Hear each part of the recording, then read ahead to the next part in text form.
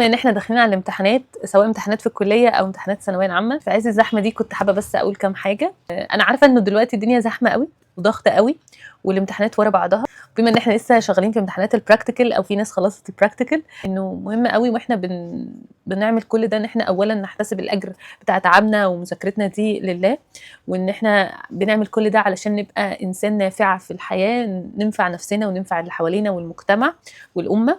دي اول حاجه. تاني حاجه ان احنا نهتم بصحتنا النفسيه، فما نخليش الضغط علينا من كل الظروف دي انه ياثر في نفسيتنا ويخلينا اشخاص دايما مرهقه تعبانه حزينه، لان ده هياثر على درجاتنا بعدين. وانه مفيش اي مشكله خالص انه اثناء كل المذاكره اللي احنا بنذاكرها دي، لو احنا عاملين اللي علينا ان احنا ناخد بريك شويه. ودي دايما بنصحها لكل اخواتي واصحابي واي حد لسه بيذاكر ويمتحن، انه افصل وخد نفسك شويه من الضغط اللي انت فيها دي، لان انت دايما لما تفضل تقعد تضغط نفسك ورا بعض ورا بعض ورا بعضه، هتلاقي نفسك انك مش قادر تستوعب ولا تجمع اي حاجه ولا تدخل اي معلومات.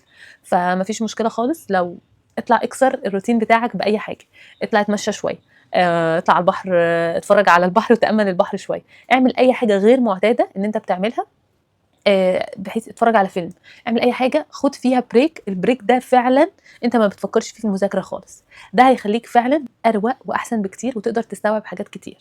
وصدقوني انا عارفه ان انتوا دايما تقولوا ايه، انه حاجه زي كده انا معيش وقت اصلا، وانا يا دوبك الوقت اللي عندي هو ده بس ان انا اخلص فيه الكونتنت اللي انا عايزه اخلصه.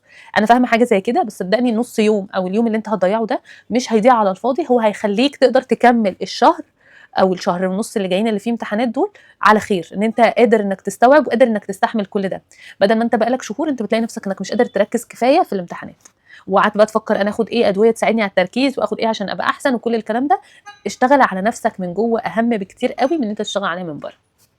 واخر حاجه، اتمنى لكل الناس ان ربنا يوفقها في امتحاناتها، وان شاء الله دايما اكون فرحانه بيكم وفرحانه بطلبه الثانويه العامه، ربنا يوفقهم في كل حاجه. باي.